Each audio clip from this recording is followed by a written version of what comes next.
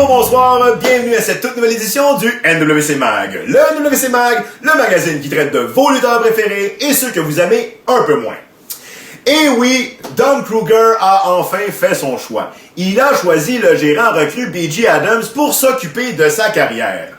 Choix judicieux, me direz-vous, puisqu'un peu plus tard dans la soirée, il est allé défaire Sick Rick Lucas, le champion provincial de la fédération, le dépossédant de son titre par la même occasion. Le gérant B.J. Adams jubile, puisque tout à coup, il se retrouve avec 2 champions au sein de son écurie, en comptant le champion poids lourd de la fédération, Crusher Kid, qui a défendu sa ceinture avec succès face à Norrie dans un match explosif. Par contre, Crusher Kid, c'est pas le genre de gars à se faire des amis. Ça va donc être intéressant de voir si la chimie va opérer au sein de l'écurie Adams, puisque Crusher Kid et Don Kruger devront faire équipe pour affronter Sweet Pete et Norrie au prochain gala. Sweet Pete a vraiment pas apprécié l'attaque de Crusher Kid sur Norrie à grands coups de chaise après le match, et ils devront régler des comptes. Parlant d'équipe, le Ringmaster Stéphane Latendresse n'est pas en reste. Il se dit bien fier, malgré qu'il n'ait pas pu mettre la main sur Don Kruger, d'avoir dans son écurie Thunder of Destruction, qui, au dernier gala, avouons-le, ont fait de la sauce soya avec Yin et Yang. Le Ringmaster est allé de même déclarer que Bad Boy Pierre Joly et Spike n'ont absolument aucune compétition dans la division par équipe. Passons maintenant au coup dur de la semaine.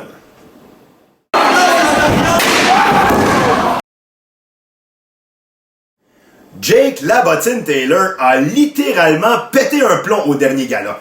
Il s'en est pris à la charmante Darky et à son téléphone cellulaire. Alors que la charmante gérante faisait le tour du ring en textant son mystérieux inconnu, Taylor lui a arraché son téléphone des mains pour le réduire en pièces au centre du ring.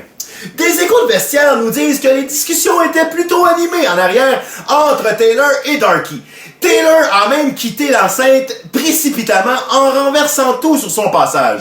L'histoire ne nous dit pas comment Darky est retournée chez elle. Il faut dire que Taylor avait eu une soirée difficile puisqu'il avait perdu son match qui l'opposait à Pat the Machine.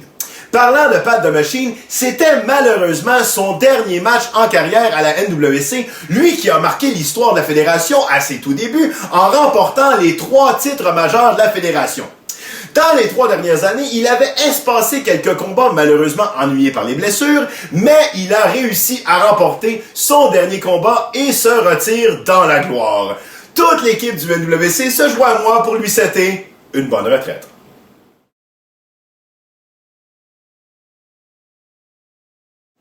Rien ne va plus pour les American Mercenaries.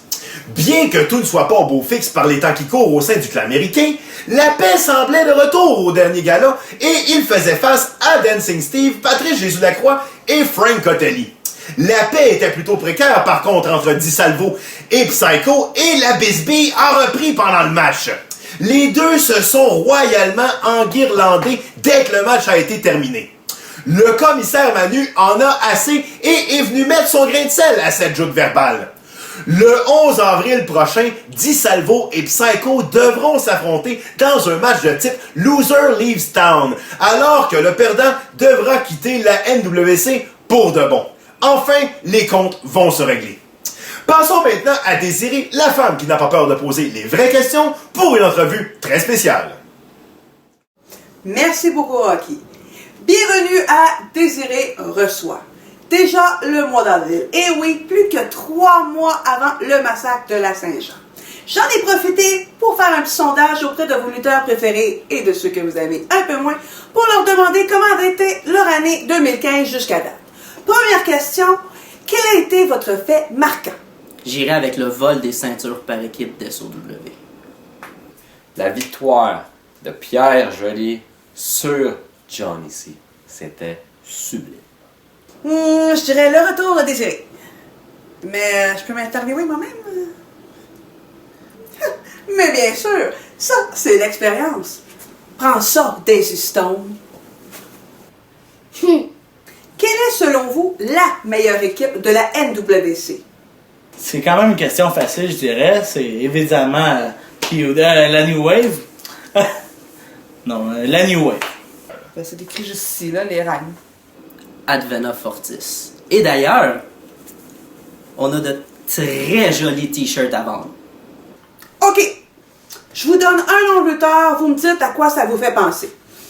Holly Striker. Bibi et Geneviève? Je serai jamais ta Geneviève. Bad Boy Joli. Hardcore. Monsieur Hardcore.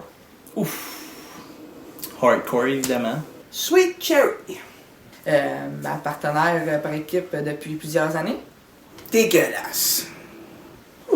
Kevin Dunn. Le futur de la lutte au Québec. Futur prometteur. Crasher Kid. Super kick. Le top de la NWC.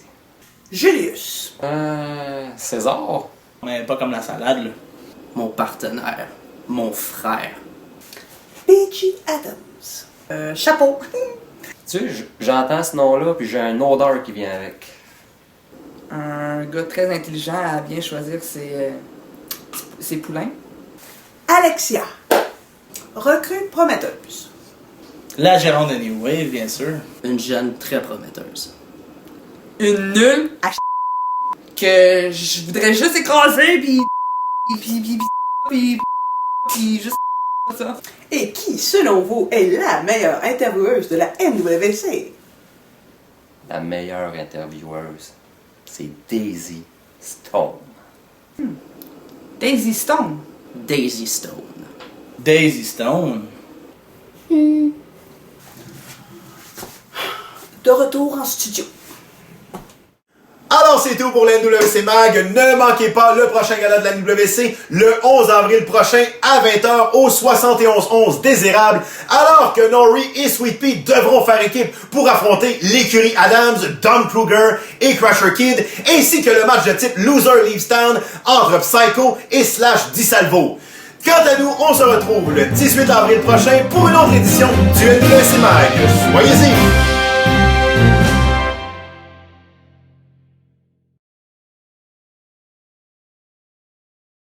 Ah! Eh oui, je vous ai joué un tour. J'ai toujours rêvé de faire ça. Ils font ça dans les films de Marvel, j'aime bien ça. Tu reviens pendant le générique. OK. On avait fait un concours à l'interne pour les photos du décor. J'avais demandé aux lutteurs de m'envoyer les plus belles photos. Malheureusement, lors de l'agrandissement et l'impression, la qualité était vraiment pas écœurante. Je voulais pas les avoir sur le décor, mais je vous présente quand même les 4 photos gagnantes.